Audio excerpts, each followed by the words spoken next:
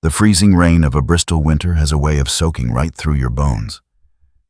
But that night, the cold inside my chest was far worse than anything the weather could throw at me. I stood on the other side of the mahogany door I had sanded and stained with my own hands 30 years ago, shivering not from the temperature, but from the shock of the deadbolt sliding home.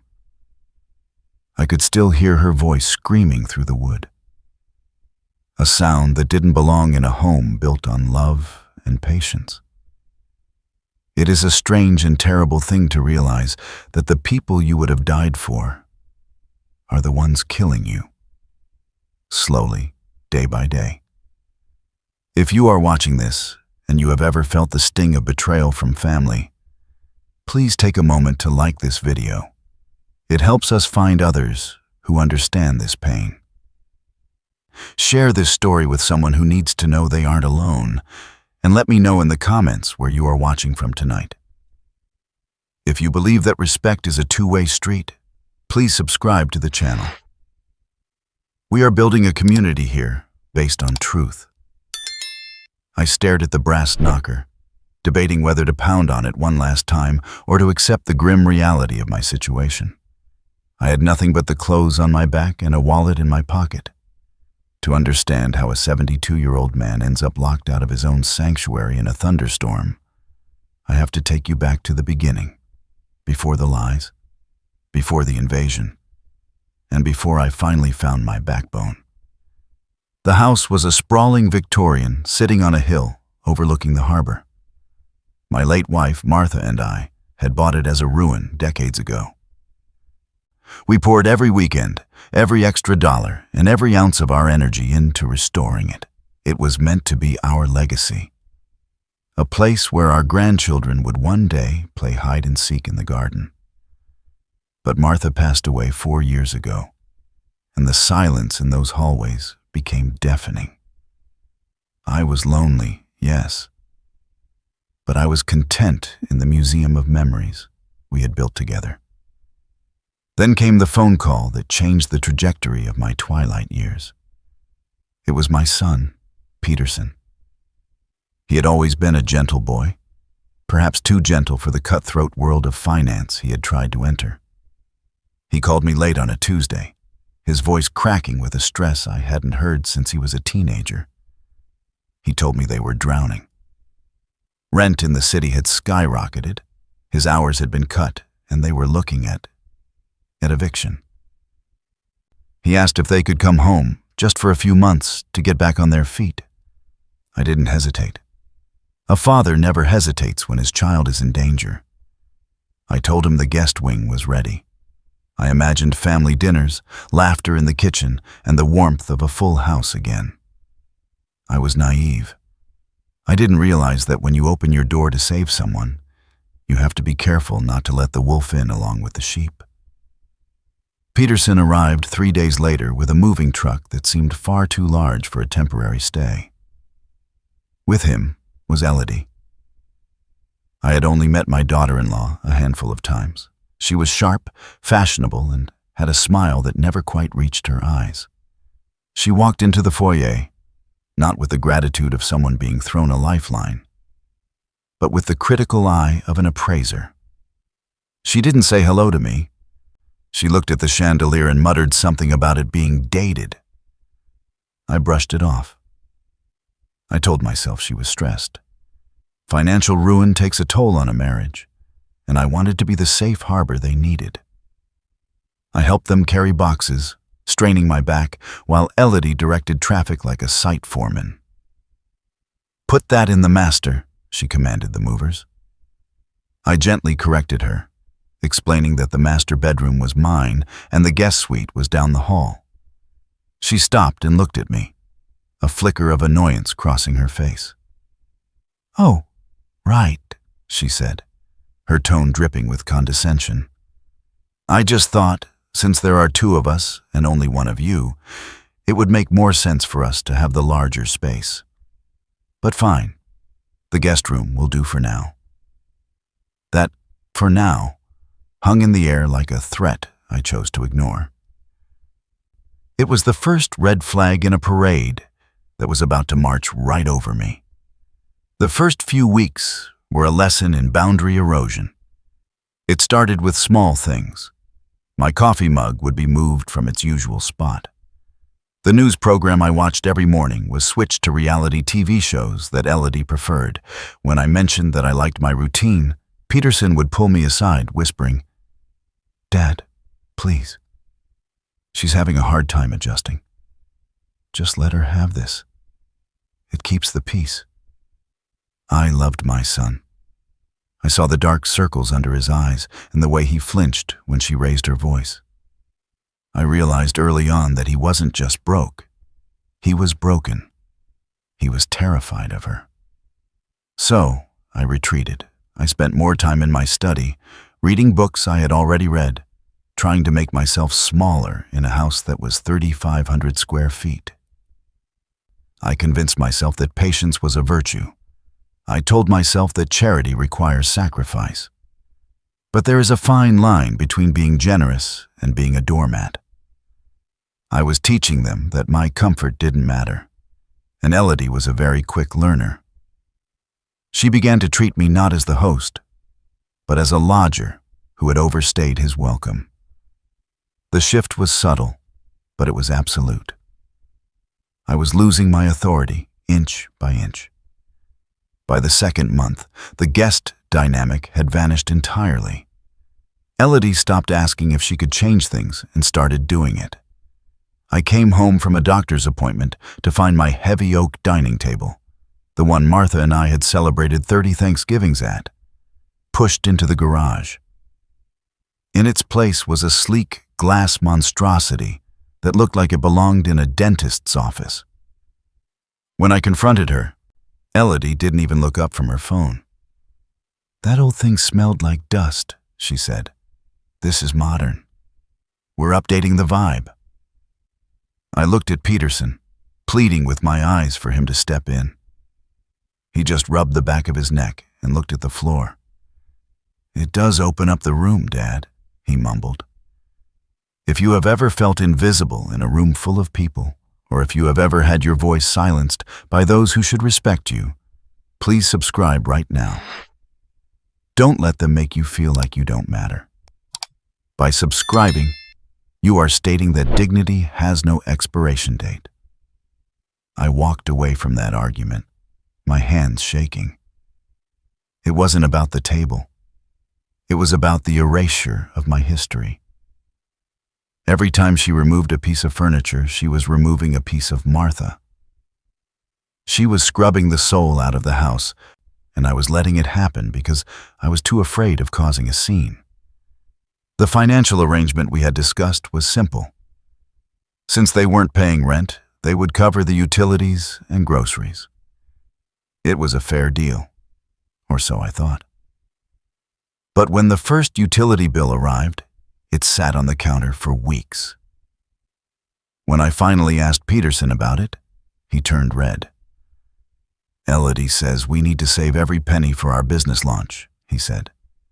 "Can you cover it this month?" I covered it. I covered the next one too, and the grocery bill. Suddenly, I was supporting 3 adults on a fixed retirement income. My savings were healthy, but they weren't infinite. Meanwhile, packages from high-end clothing stores arrived daily for Elodie. She was investing in her image, she claimed. I sat them down for a family meeting. I laid out the bills. I spoke calmly but firmly. "I am happy to provide shelter," I said, "but I cannot fund a lifestyle I don't even live myself." Elodie sighed, rolling her eyes as if I were a child asking for candy. "You have plenty of money, Jacob," she said, using my first name for the first time. "You don't need it. You're old. What are you saving for? A golden coffin?" The cruelty took my breath away. Peterson just stared at the wall. Emboldened by my lack of retaliation, Elodie began to host. She invited friends over, people I didn't know, loud people who drank my wine and put their feet on my furniture. During one of these gatherings, I overheard her in the kitchen. She was holding court with a glass of Pinot Noir in her hand. "Oh, the renovations are just starting," she bragged to her friends. "Once we get full control, we're knocking down that wall and turning the old man's study into a yoga studio. He doesn't need all that space for books he can't even see properly."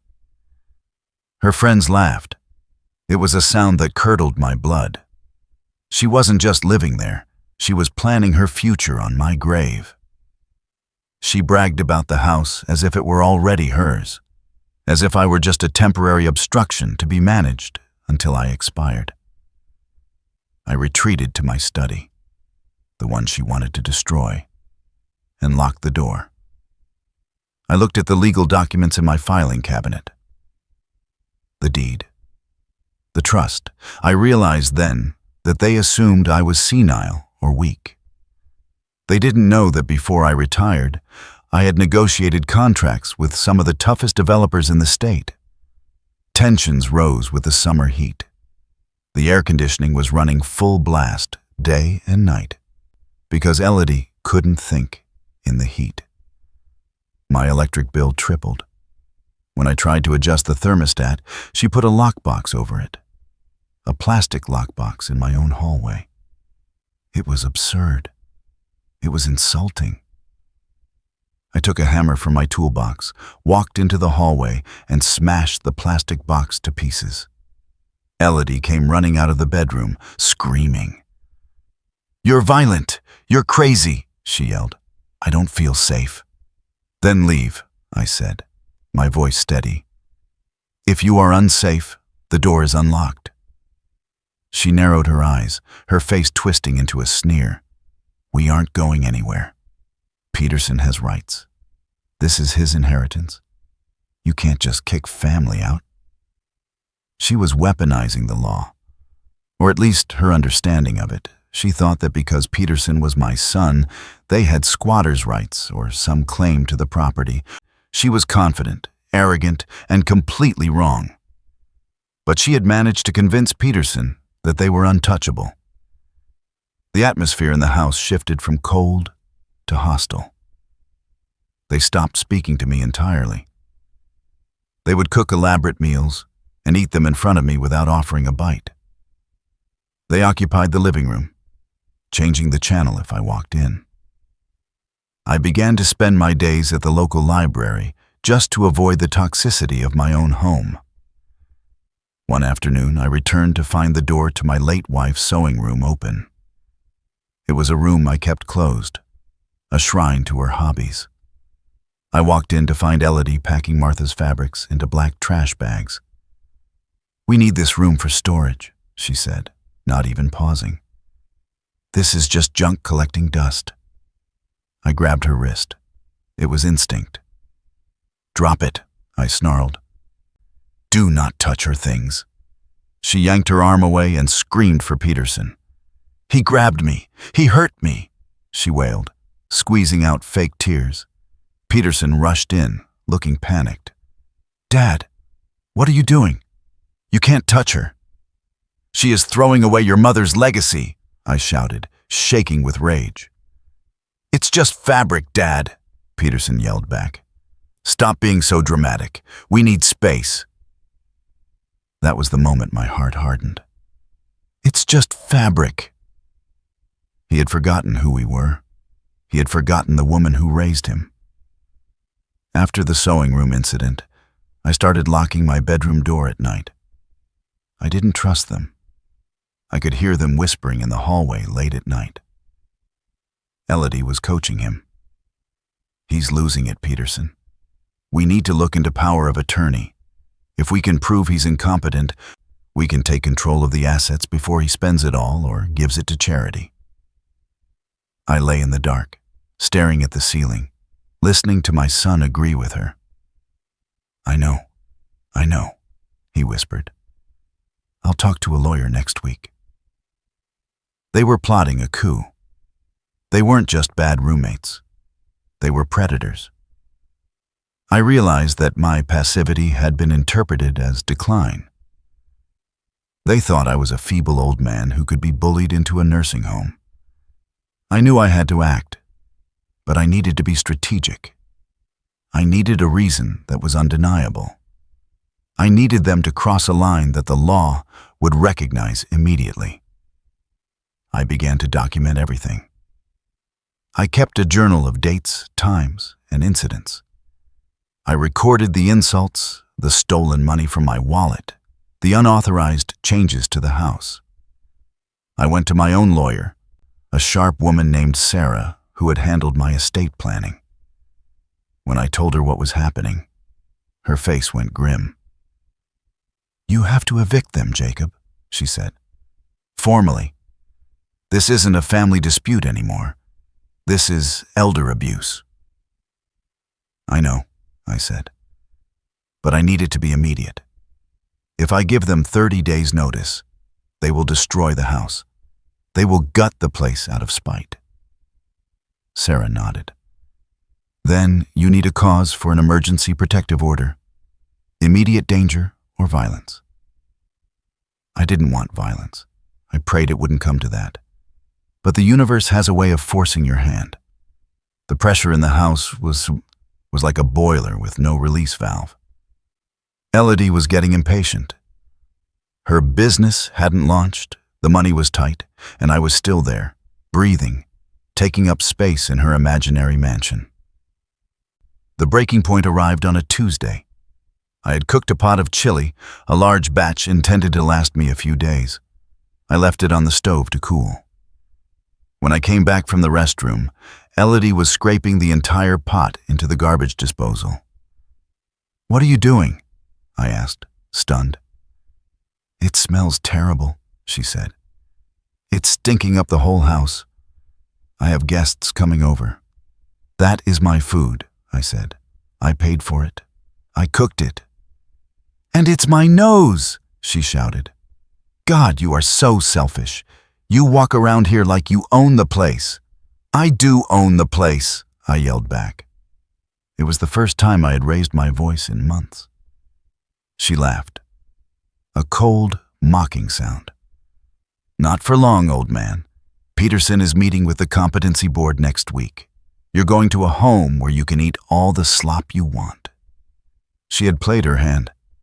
She admitted it. They were actively trying to commit me. The betrayal was so profound, I felt dizzy.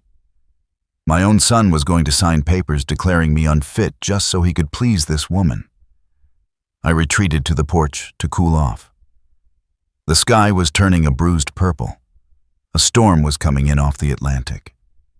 The wind was whipping the trees, matching the turmoil inside me. Peterson came home an hour later. I tried to talk to him as he walked up the steps. "Peterson, we need to talk. Elodie just told me." "Not now, Dad," he snapped, pushing past me. "I've had a hell of a day. I don't want to hear your complaints about her. She's my wife. Support her or shut up." "She's trying to put me in a home, Peterson." He stopped at the door, his hand on the knob. He didn't turn around. "Maybe that's where you belong," he said quietly. "Maybe then we could finally have a life." He went inside and slammed the door. I stood there, the first drops of rain hitting my face. The umbilical cord was finally cut. The boy I raised was gone. In his place was a stranger who viewed me as a liability. The storm hit with full force around near 8 p.m.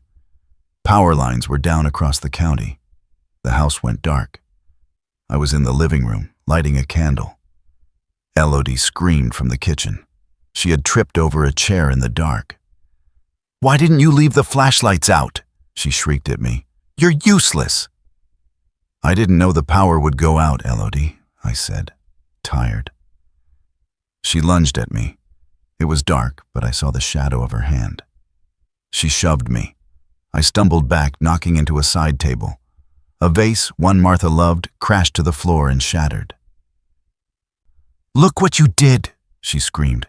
"You're drunk. You're drunk and violent." "I haven't had a drop," I said. Peterson came running in with his phone flashlight. "What's going on?" "He attacked me," Elodie lied, instantly switching to victim mode. He tried to hit me and he broke the vase. Get him out, Peterson. I don't feel safe. Get him out. Peterson turned the light on me. Dad, seriously? She shoved me, Peterson. Look at the glass. I'm not doing this tonight, Peterson said, his voice shaking. You need to cool off. Go sleep in your car or something. Just get out of the house until you calm down. You can't be serious, I said. It's a nor'easter out there. I don't care, Elodie screamed. Him or me, Peterson. If he stays, I'm leaving you. That was the ultimatum. Peterson looked at me, then at the door. He grabbed my arm. Come on, Dad. Just go. Don't make me physically remove you. He dragged me to the front door. I didn't fight him. I was in shock. He opened the door, and the wind howled. He pushed me out onto the porch. Come back in the morning when you're sober, he said. I am sober, I yelled. The door slammed. The lock clicked. And that brings us back to where we started. Standing in the rain, 72 years old, betrayed by the flesh and blood I had nurtured for 40 years. I walked to my truck. I sat inside, the heater struggling against the bitter cold. I watched the windows of my house, the warm, glowing windows where they were now likely laughing at their victory. They thought they had won. They thought I was powerless. But clarity is a powerful drug. The sadness evaporated, replaced by a cold, steely resolve. I reached into my glove compartment. I didn't keep just insurance papers in there. I kept a folder Sarah had given me, just in case. It contained a notarized revocation of tenancy and a copy of the deed proving sole ownership. I picked up my phone. I didn't call Peterson. I didn't call a friend. I dialed the sheriff's department. I knew the sheriff. He was a man named Miller, who I fished with occasionally. Miller, I said when the dispatch connected me. This is Jacob. I have a domestic disturbance. I've been forcibly removed from my home by guests who have assaulted me. I am requesting an escort to re-enter, and I am pressing charges for trespassing. I waited for 20 minutes. The rain hammered the roof of the truck. I saw the blue lights before I heard the siren. 2 cruisers pulled into the driveway, cutting through the dark. Miller stepped out, looking serious. I got out and met him in the driveway, rain dripping from my nose. They threw you out in this? Miller asked, looking at the house. My son and his wife, I said. They claimed I was violent, but I have the bruised arm to prove who grabbed who. Miller nodded. Do you want them arrested? I looked at the house. I want them out, tonight. I have the paperwork right here. We walked up to the porch. Miller pounded on the door. It took a long time for it to open. When it did, Peterson was standing there, looking annoyed. Dad, I told you to wait until... He stopped when he saw the uniforms. His face went pale. Elodie appeared behind him, a glass of wine in her hand. What is this? She demanded. Why are the police here? We have a report of an illegal eviction and domestic assault, Miller said, his voice booming over the wind. He attacked me, Elodie shouted, pointing at me. We just put him outside for safety. Ma'am, Miller said, did you lock the homeowner out of his residence during a severe weather event?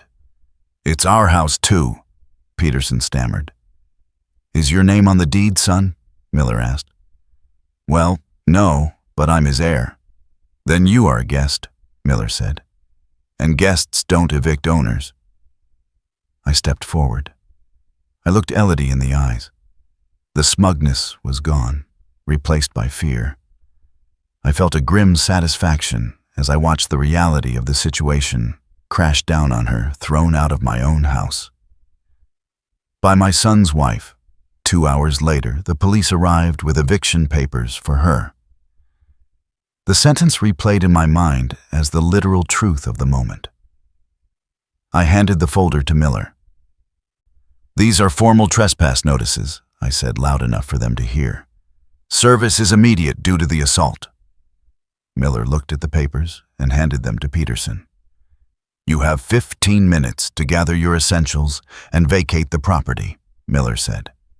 If you are not out, you will be arrested for criminal trespassing.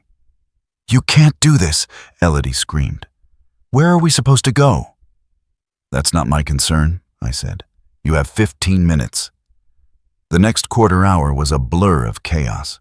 Elodie threw things. She screamed curses at me that would make a sailor blush. Peterson cried. He actually cried, begging me to be reasonable. Dad, please, we have nowhere to go. Our credit is shot. You should have thought about that before you put your father out in a storm, I said. I stood by the door with the officers while they packed trash bags of clothes. They didn't take the furniture. They didn't take the glass table. They took what they could carry, and they were escorted to their car. As Peterson reversed down the driveway, his headlights cutting through the rain, I felt a weight lift off my chest that I hadn't realized I was carrying. Miller turned to me. You gonna be okay here, Jacob? I'll be fine, I said. Better than I've been in months. I went inside and locked the door. The house was quiet. The air smelled of Elodie's perfume, but I opened a window to let the storm blow it out. I sat in my old chair, the one I dragged back from the garage, and listened to the rain.